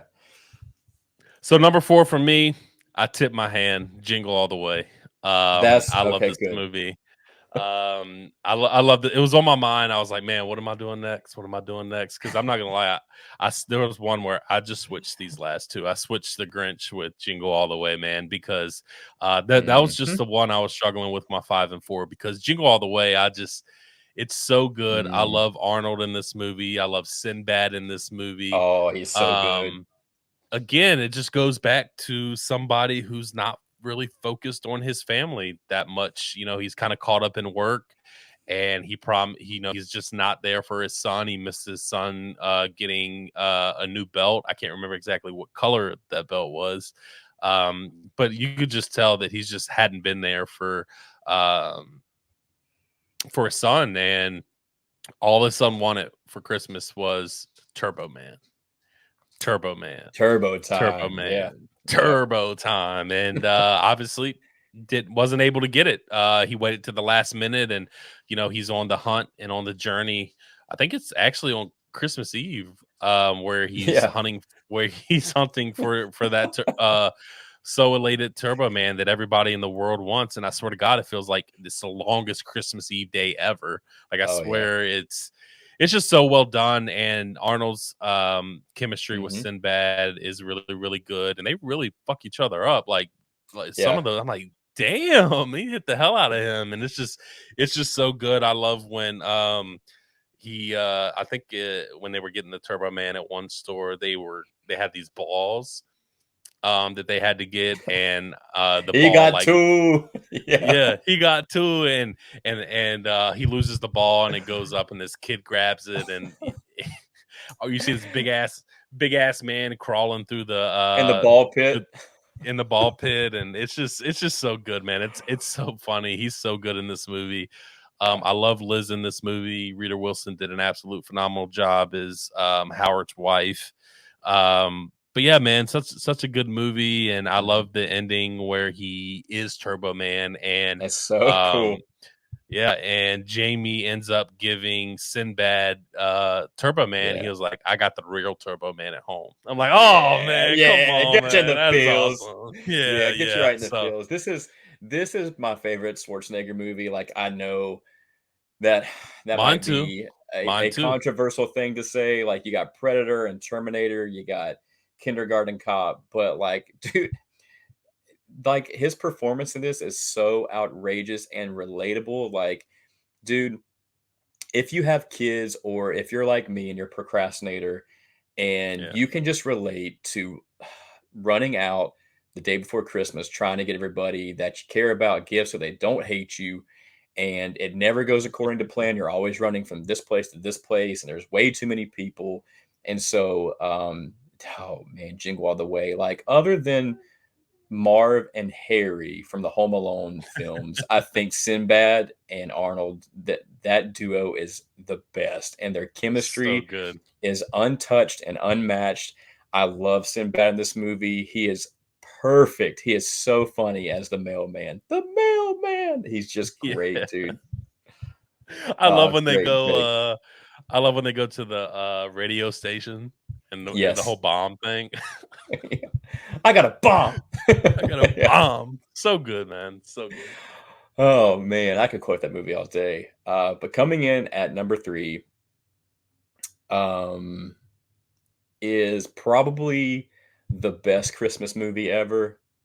Cinematically, acting, story, directing. This is your movie, man. I know this movie means a lot to you. It means a lot to me as well. It is Home Alone. The first Home Alone. It's it's just perfect, dude. It's a staple. Really year round. I can watch it all the time. It just feels very Yeah. warm and cozy. And like I mentioned on our podcast, it makes me want pizza and junk food. It makes me feel like I'm at home, and it just feels good to watch. It's just one of those movies that you get this nice embrace of warmth and family, and just good vibes. And I think Macaulay Culkin's performance, he just really commands the screen. He's got this really, really great sense of charm and gravity to him. And it's crazy that a kid can have that and lead a movie. But I couldn't picture anybody else playing the role of Kevin McAllister. Like, I even love Home Alone 3. I think that's underrated. I love the first Home Alone, the first, Yeah, second, and third Home Alones. The fourth and the fifth we won't really talk about, but never um, seen them. but yeah, have you seen Home Alone 3? Yeah, I think that's underrated for Yeah. sure. I think that's a fun one, but it just does not touch the Christopher Columbus films whatsoever. This, like I said, is probably the most iconic holiday movie ever. Daniel Stern and Joe Pesci's chemistry is unmatched. I couldn't imagine the Sticky Bandits, the Wet Bandits being played by anyone else. I am such a big fan of Marv. I think he is so fun to watch. Yeah. Um, yeah, I adore this film, and I know it means a lot to you, and so it comes in at my number 3. Love that, man. Glad that made your Mount Rushmore. This not is not only one of my favorite Christmas movies of all time, it's one of my favorite movies overall of all time, man. It's just so good. It's such a feel good movie for me. I'm glad you said that you feel like you can watch it year round, because so can I. And if you can watch a movie year round and it still hits you in a holiday type form, like it feels like Christmas. It's just, man, Mhm. it's such a good movie, and I'll dive deeper into it. Obviously, Yeah. it's no secret that it's on my list, so Mhm. real good pick. Glad that made your list. Thanks, dude. Number 3 for me, again, a movie we talked about already. I think going forward it'll be that way. But it's Elf. Yeah. It's such a good movie. Just a real big, again, real big Will Ferrell fan. He did absolutely phenomenal in this movie, and this movie in itself is so quotable. It's so well written, Mhm. and it's not just quotable from Will Ferrell's perspective. It's quotable all the way around. Mhm. We talked about tomorrow morning, 10 a.m. Santa's coming to like Yeah. every everything is quotable, even the animated stuff. Bye, buddy. I hope you find your Mhm. dad. Like you said, Mhm. like so well written, man. So well done. It feels like it feels everything like Christmas. I love Christmas time in New York. So anytime that we can get a movie in New Yeah. York around Christmas time, it's definitely one of the things that I feel like is not overhyped when it Mhm. I mean, because when you think about you think everybody talks about New Year's Eve in New York, and I've never been, so I can't comment on that. But when you start talking about things that everybody talks about, like you have to do this, or we talked about it last week on your podcast when we were talking about The Thing. It's hard to sometimes get into movies or see what your expectations are when you're talking about Right. everybody has it on such a high pedestal. So you go into it kind of thinking, man, am I going to like this? I have to like this and that. So, but Christmas in New York is one of those things that I definitely think lives up to the hype. Such, man, just such a good movie overall. Like I said, in the Mhm. cast, I think it's perfect, man. It's It just so is. good. It's It's a so perfect good. movie. It's a perfect movie, and I think it might be the last modern Christmas classic we see for a long time. I don't know. Yeah. They just don't make Christmas movies like that anymore just because times are just so the times just feel so foreign and strange these days, and it's hard to truly like feel and see the humanity these days. And not to get like too buzz killy, but it just feels like Elf is one of those last really truly special Christmas classics. I love everything Yeah. about that movie. Like, I love so many elements about that movie. I love the Rankin and Bass elements of the animation. I think that was such a ballsy approach to take. I think Favreau um, pitched that idea to the studio, and they were like, "No." And I think he's like, "Well, we're doing it." And I'm so glad that they did it, because it's Elf is so different than any other Christmas movie out there. It's God dang, it's so It is. Yeah. rewatchable. It's so rewatchable and loving, and it's perfect, like you said. Yeah, man, really, really good movie. And again, glad that made it on both of our lists. Me too. Me too. So we are at two, at number two. This was tough, dude. This was very tough. Because these next two are so I can see myself in these movies, and they're so relatable. They feel like Christmas to me because, once you get older, Christmas, for me at least, it's stressful, it's expensive, it's awkward. You got to see family that maybe you're not super fond of, and Yeah. you got to put a smile on your face, or you're procrastinating and you're killing yourself to please family members. And then So, like if you're in a relationship, you got two families to please. Like, what oh my time god, are you? yeah, Well, like, what time are you opening presents? So, okay, well, what time are you gonna? How are we gonna work this out? exactly. It's super hard.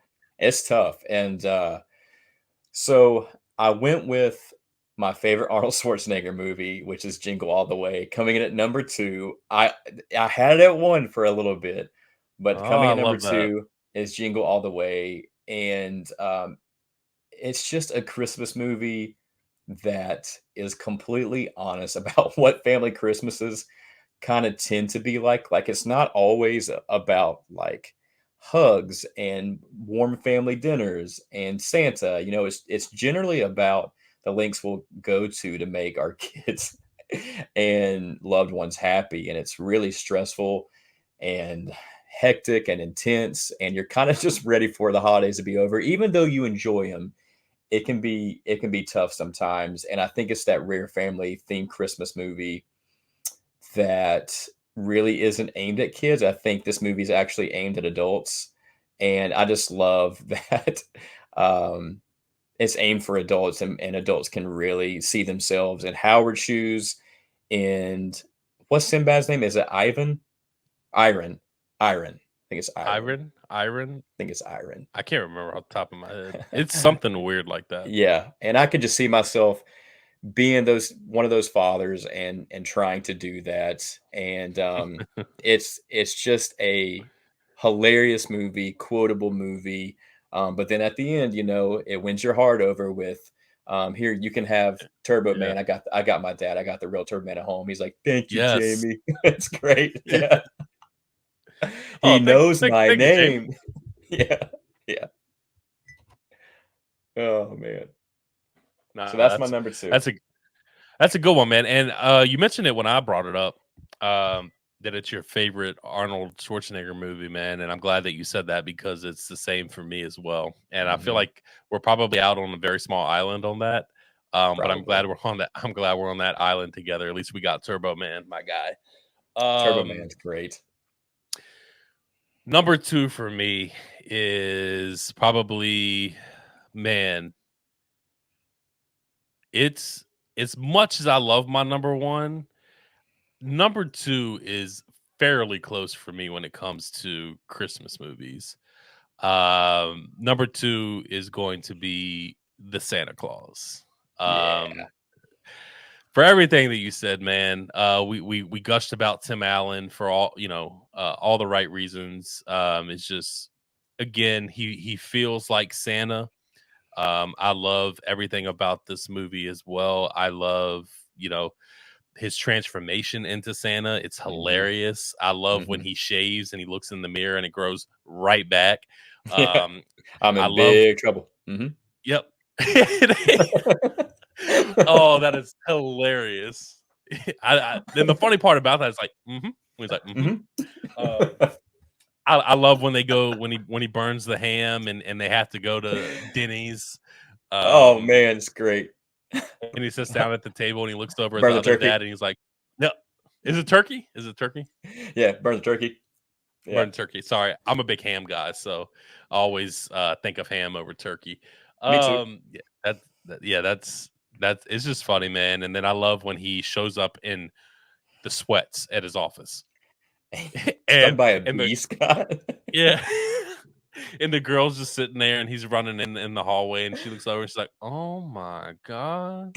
And everybody looks over, and then they order all the food, and it's just hilarious, man. And he is cleaning that bowl of fudge out. He's like, stung by a bee, Scott? Well, a big bee, dude. My face hurts from smiling at this movie. It's so funny, man. And I love at the end where Neil gets his weenie whistle and the mom gets mystery date. Yeah, It's really funny. I think the premise of this movie is really unique and inventive. And I mean, honestly, if you're a kid and you see that Santa Claus can be pushed off a roof and your dad can become Santa, you're kind of yeah. like, And so it's one of those movies, but like, it's great, dude. Santa Claus is so unique and funny. Yeah, man. It's just such a good movie, and I love the ending. I love every second of this movie, man. And not over any ocean, Scott. Scott, Scott? Yeah. Santa. Yeah. Yeah, Yeah. Oh so man, good, such man. a great I movie. love I can't wait to I watch it. love this movie. Me too, man. Me too. Me too. I So haven't I number don't 3. love the second one, but it is fun to watch, especially the scene where he goes, Santa's got a little buzz, and he's drinking the Yeah, hot cocoa and he burns his mouth. yeah. Tim I Allen, man. I think it's God. a. I think 2 is it kind of leans off the Christmas nostalgia for me. It's more of that Hmm. fun watch, like you said. Uh, Yeah. All right. Well, we made it, man. We are yeah, at my number one. I think I And know what it is. this I is think I just a know what it is. surprise. This is just a real nice surprise. This is Christmas Vacation is my number one Christmas movie. This movie makes me feel so many things. Like I absolutely love how relatable, like the urge and pressure to make Christmas perfect, like for your family and kids. Like I relate to Clark. He's a traditionalist. He's like the scene where he's in the attic and he's reminiscing and he's watching movies about the good old days, and he's like, I can just see myself doing that and just thinking about back in the day what it was like, and I can see that. I can see myself getting locked up in the attic because I'm forgetful and getting old, and um it's just so funny, man. Where are you gonna put a tree that big? Well, bend over and I'll show you. It's Yeah. so quotable. It's so quotable. I don't know, Margot. Grace, the blessing. It's so funny. I love Yeah, man. whenever cousin Eddie shows up. Like I once he shows up, I'm grinning from ear to ear until the end of the movie. Um, it's just so good, dude. And like I was talking about how I can relate to the stress and intensity that Christmas brings. On another hand, I can sense my computer keeps slipping. There we go. I can sense the awkwardness and the tension whenever the family members and relatives like you don't necessarily enjoy seeing show up, and you're trying to like put on a happy face and get through it and to please them. And I relate to that because every Christmas, that situation happens to me where I see a lot of family members and it's overwhelming, and you're trying to make all of them happy and look good and feel good, and it's a lot of energy. And so I feel all both of those elements from Christmas Vacation. But man, I just also love like the cartooniness of Christmas Vacation, like when he greases up Yeah. the sled and he goes later dudes and he shoots off, and like it's so funny, man. It's the one Christmas movie that really makes me feel like the Christmas that I know and love today. And so that's why it's my number one. I love that, man. I figured that was gonna be your number one. Yeah. I know you love that movie, man, and for all the right reasons. It's such a good movie, Mhm. and definitely deserving of that number one spot for sure. Yeah. All right, man. Number one is no secret. Yeah. Home Alone for me. Man, I love this movie. Mhm. This is also this is the Take One podcast, my show, my rules. I'm combining Home Alone and Home Alone 2. Oh, I I had to do agree. it. I I agree. just had to do it. I had to do it, man. Mhm. I love both of these movies. I already talked about the whole New York side of it too, and Mhm. I think when it comes to the second movie, I love Kevin's relationship with Pigeon Woman, is what we'll call her. Yeah. Um, I Turtle love, doves. yeah, two turtle doves. I love. I love the fact that he's away from his home this time. He meets Pigeon Woman, obviously in the beginning, super scared of her and for all the right reasons. Mhm. But they ended up building a relationship, and Kevin just seems like so mature for his age. I mean, he's sitting there having a grown-up conversation with this woman as far Mhm. as people leaving and being best friends. I'll never forget you is what he says to her, and she says, don't make promises you can't keep. And then he Mhm. brings her the turtle dove at the end of the movie and is like, I'll never forget you, and says all that. And it's just, oh man, warms the heart up. And then all of a sudden you get that warm heart feeling. And then, Kevin, you spent dollars on room service. Yeah, yeah. Yeah, So that's really good as well. And then the number one is just a classic, man. I mean, you got it playing behind you. It's just such a good movie. You Mhm. talked about the Harry and Marv connection in it. It's so good, man. I can watch it any time of the day. Just really, really good films. And I remember my first time I went to New York City. I was walking through Central Park, and we had just come from Rockefeller Center Mhm. to see the tree. And honestly, I had no idea where I was. Kevin, this is no lie, man. I'm sitting there walking, or we got to walk to the corner to get to our Uber to go back to our Airbnb. And when we're standing when we walk to the corner trying to find our Uber, I look over to my right and I see red steps leading up Mhm. to the Plaza Hotel. And Mhm. no lie, my girlfriend That's at the cool. time, she made a Facebook post, and it hasn't popped up yet, but when it pops up, I'm gonna screenshot it and send it to you. She basically, like, I was like a kid, man. Like, I was jumping up and down, like, oh man, that's the Plaza Hotel. I was Mhm. like, man, I was in heaven, man. It was just such a cool moment to be at a filming location of one of my favorite Yeah. movies of all time. And these two movies for me are just so much nostalgia, reminds me of my childhood. And it is probably, out of every single movie outside of John Carpenter's Halloween, probably my favorite score of all time. Uh, Oh, and, and yeah. and both Home Alone and Home Alone 2. For and I before we jump off of this, I do want to say, when you made your Night of the Comments podcast, you cannot have picked a better video for me, and to have the Sandlot theme playing in the background. When I heard that, I was like, oh man, that shit made my heart happy, dude. I I love appreciate that. I originally had like a very well-known 90s rock song just going excuse me, going overlaid over top of the clips, but it just felt more right to have the score from those movies for each of our little segments. And so I'm glad you dug it, yeah. man. I appreciate that. Yeah, man, and again, just the score of Home Alone. I Hmm. love the main title. Dun, dun, dun, dun, Yeah. dun. I just, oh man, so good. John Williams is the GOAT in my Yeah. opinion. He's a No genius.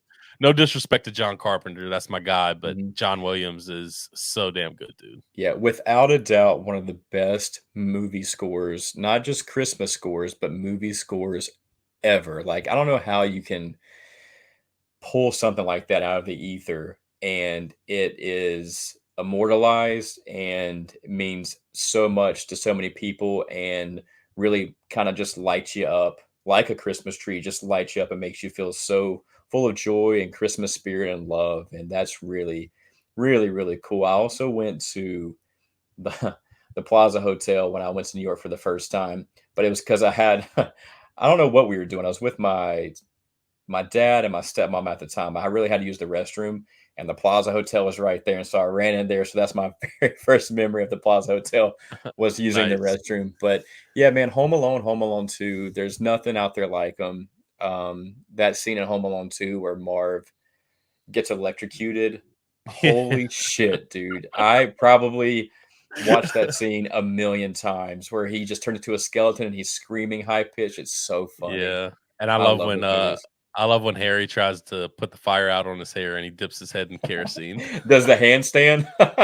Yeah, I'm like, what? I'm Insane. like, there's no way this man has that Yeah. upper body strength. No way possible. But it's so good. I love these two movies, and I'm glad you brought Mhm. up Home Alone 3 because um, I'm not I think that the first two are on a pedestal of its own, but I do I think agree. the third one is a really fun watch. I love the kid in it as well, and it's just really good, man. I really enjoy that one. That's a fun watch. I'm glad you brought that one up as well. Yeah, it's different. It's definitely more lighthearted. It doesn't have the magic of the first two, but Alex D. Linz, who plays the character Alex, he's got the chicken Yeah, pox. He's staying home from school, and I think the four burglars are really funny. I think they've got some great moments. It's very yeah. memorable. I always wanted to have one of those RC remote cars. control RC cars. Yeah, yeah, Yeah, and I like his relationship with Mrs. Hess and how they kind of got this tension between them, but he's always looking out for her. And it's also very quotable. And so I think it's underrated. Like it's definitely inferior to the first two, but yeah, it deserves some love. And I do watch it once a year at least. yeah, man. Yeah, dude, we did it. Our We top 10 did it, Christmas man. movies. We We did it. did it, dude. Oh man, Another that was top 10 in the books. another top 10 in the books. That was a hell of a list, man. And I figured once we got closer to the top five, we would start seeing some ones that Yeah. we that were the same. But we started off with many different ones, so that was really cool to Mhm. see. So just real quick, some honorable mentions that you want to talk about that you think are really good Christmas watches. Yeah, let's see. Well, some that I didn't have on my list that you had, Christmas with the Cranks, that was hard to leave off. That's a great one. Obviously, A Christmas Story, that's a staple, that's a classic. So I was Um, gonna that's the one that I feel like people were gonna be upset with me about, and I was actually shocked to see that not on your list as well. yeah, So it's just well, it's a good movie, right? It's a good movie. It's one of yeah. those movies that I feel like has just been way overplayed. I mean, it's on Well, TV all day long. it's a classic, and it's the low-hanging fruit of the bunch. It's like, well, Yeah, that's like the most common one to be on a list, and so, like, it deserves to be in the top 10, definitely, but these other movies, I just like to talk about them more and to show them some more love. Like, I love A Christmas Story. Actually, my family and I have a tradition to go in to get Chinese food every Christmas Day, and the fa ra ra, like, we love that. We love that scene, and we love that movie, and so it's one of those movies that you just have on, like, all day in the background during Christmas yeah. Day, and makes your house feel warmer. And so Mhm. that's a classic. It's a perfect movie. And we talked about this a little bit, but the sequel that just came out, A Christmas Story Christmas, is very well done. It doesn't like it obviously doesn't have really the structure and the magic of the first one. It nothing ever will. But the Yeah, creative team and the director behind it really, really cared, and you can sense that, like, it's, kind of paced the same, it's kind of structured the same, but it has a lot of heart and it's very well written, and a lot of the original cast members, are back, and so it just kinda warms your heart a little bit, and so that was very well done. I recommend that one. Um, I and heard then good things another. about that new one, and I can't wait to watch that this year.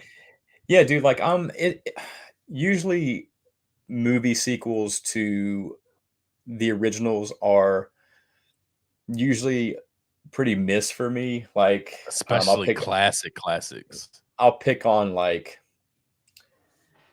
Dumb and Dumber, for instance. I think the sequel to that made me embarrassed, and it kinda hurt my soul a little bit to watch that, and so, yeah, making a sequel to a classic years and years later is always a huge risk, and it usually doesn't pan out well, but this one, I think I think they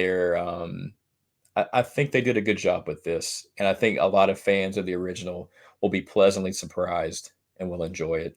So I recommend it. It's an easy watch too, and a movie that I'm sure a lot of people have no idea what this is, but if you're a fan of '90s movies, I talked about the movie Brink on our last podcast. Yeah, man. Eric Von Detten is in a Christmas movie called Christmas Every Day. I don't know if you've seen it, Mike. It's about this kid, and it's basically like Groundhog Day, but for Christmas. And he goes through the same events over and over and over until he can get it right. And it's got a lot of heart, and haven't seen it in a while, but that was always one I watched with my family every year. So that's a good one. I think it came on like ABC Family back when I I was a haven't kid, maybe. I haven't seen that one, but I'm gonna watch that. Real quick. I don't know the name of this, and it's really bothering me. I'm trying to look it up now. But do you remember the Disney Channel original movie? Oh, here it is. Do you remember the Ultimate Christmas Present? Of course, man. Yeah, the kid that's in the Santa Claus 2 is in that one. Oh, Spencer okay. Breslin, Yeah. maybe, I think his name is. Yeah, where they're, Yeah, like, in I Los was Angeles and they make it snow. yeah, with the machine. Yep, That's man, yep. I love that movie. I'm a big Disney Channel guy growing up. And dude, I thought about this the other day. Next year we are going to do an episode where we rank our top Disney Channel movies. We have to, yeah. Yeah, I'm glad someone That's a else good one.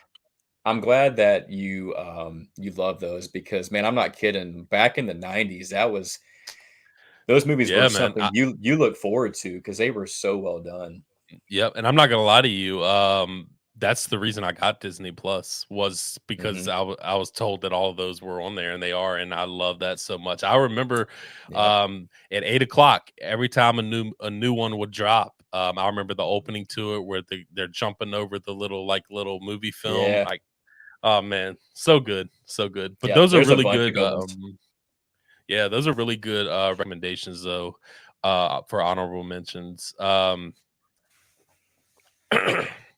Christmas Story obviously is the one that was left off my list and your list, so that's obviously a highly recommended one, which I'm sure everybody in the world has seen that movie at least once.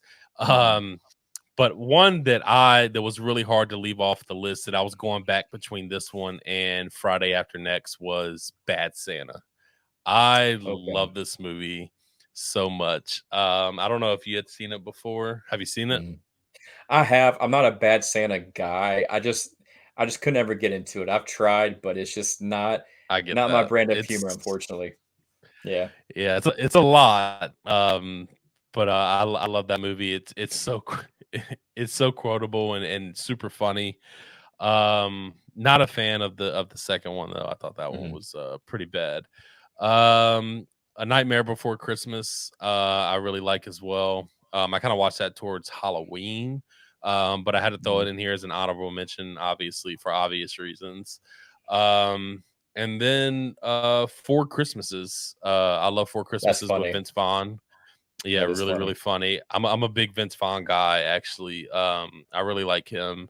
I think I don't know, his humor is different, and I really It like that. is. Like I love one of my favorite movies of all time is Wedding Crashers. Like I love that movie. Yeah. There's also he's in another Christmas movie called Fred Claus. Have you seen Fred that? Claus. I have That's a not. funny one. With Paul Giamatti plays Santa. Fred Vince Vaughn plays Fred. It's his brother, and it's a good one. It's funny. Yeah, man. So I think we rolled through that, coming up on 2 hours. But before we bounce out of here, and appreciate everybody listening to this episode and sticking Mhm. with us. What are some? Do you have any Christmas traditions that you celebrate still to this day, or what are some new ones? I know, mine. I feel like everybody changes is when they get older and have a family of their own, or if they're Mhm. single. Whatever their story is, everybody's story is different. But do you have any Christmas traditions that you do? Yeah, so for as long as I can remember, every Christmas Eve, I would go up to my nana's house, and that's like my dad's side of the family. So I go up there and we have Christmas dinner, and there's always so much food and snacks that my nana makes. There's like snacks everywhere, like chocolate covered pretzels and a cheese ball and Chex Mix. It's everywhere, and that's always a fun time. So that's Christmas Eve, and then Christmas morning is always like my mom's side of the family. Well, Christmas Day is my mom's side of the family. So Christmas morning is more about like my nephew now. We open up presents and hang out with him. And for Christmas lunch or dinner, my mom's brother and his family come up and we get Chinese food. That's always been a staple in our Christmas traditions is getting Chinese food and I love that. talking about the same old memories, man. Talking about my grandfather, and just like crazy stuff. So it's always like the same stuff, but um, sometimes I like to spend if we're like over the last couple of years with COVID and everything being so crazy, I haven't been really been able to see everybody, and that's honestly been kind of refreshing because I like to kind of be by myself sometimes during the holidays. So actually, I like to go hiking a lot, and I went up to the Limel Gorge last Christmas, I think, or the Christmas before, and it snowed and there was a ton of ice, and I got stuck up Oh there. man. I got stuck up there by Oh, myself on Christmas Day, and I had that's just enough crazy. service to call my family. And I had to get a tow truck to come get me, and this tow truck lifted me up on top of the truck and hauled my ass down this mountain, this icy, like crazy road, like 20 miles up on this mountain. So I'll never forget that. But sometimes, yeah, sometimes I like to kind of just take it in and be by myself during the holidays. But usually the first two is what I usually do. Nice, man. I love that.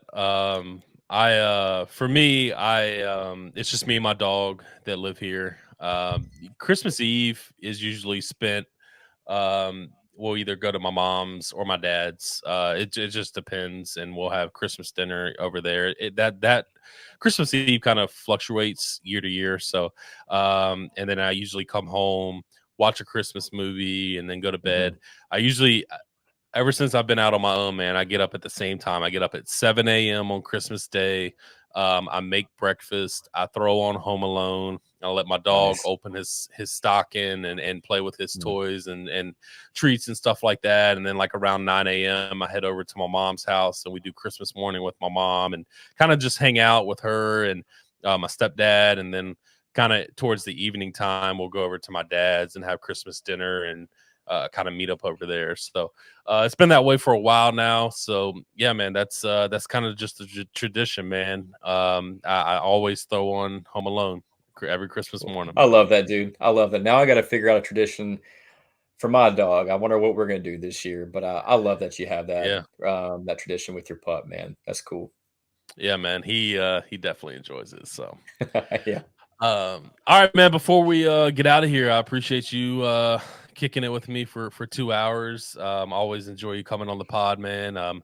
I think the next time that you're scheduled to be on the pod isn't going to be until 2023, which is crazy. hmm, It's already wild. a new year. So, Yep. but before we get out of here, man, Night of the Comments podcast, that's doing really, really well for y'all. Kind of talk about that. Do you have any new episodes coming out and plug your ads? Yeah. So still in the works with our next episode, but we're looking at maybe doing something obviously Christmassy. We got some ideas of maybe another paranormal episode or maybe a watch along. Those are always really fun. So one of those three is probably the next one. And then, yeah, so you can follow us at Night of the Comments on Instagram as well as Spotify and YouTube. For me personally, my YouTube page is Kevin Ketchie. Just a lot of filming locations there. And then my horror account is at Watch Horror Films. I think that's everything. But yeah, man, again, thank you so much for having me on again. It's always a blast coming on, man. I think you do such a great job. And it's just always fun. And I just appreciate it, man. So it's always a pleasure. Yeah, man, always. And also, when this episode comes out, it'll be 3 days until we're actually doing a watch along for The Conjuring next week if Marie's I'm feeling better. So so excited yeah, for super that. Yeah. excited. Yeah, that's Yeah. gonna be a good one Feel to better, watch. Marie. Yeah, we hope you feel better. Hope you and your fam all are healthy. Absolutely. Because being sick sucks. It fucking Yeah. sucks. It does, All right, man. all right, everybody. Make sure you subscribe to the podcast on Spotify and on YouTube. And that's going to wrap up episode 31 of the Take One podcast. And we will see you next week. I have a brand new, by the way, Kevin, I have a guest coming on next week. First time guest. We both know Mhm. her. So I'm not going to give it away yet. I'll let you I think I know know who who that that is. is. I think I know I who it think is. I think you know who it is. But Yeah. all right. This time for real, we're gonna wrap up the episode 31 of the Take One podcast. Kevin, appreciate you coming through, and we'll see everybody next week. Thanks, Mike.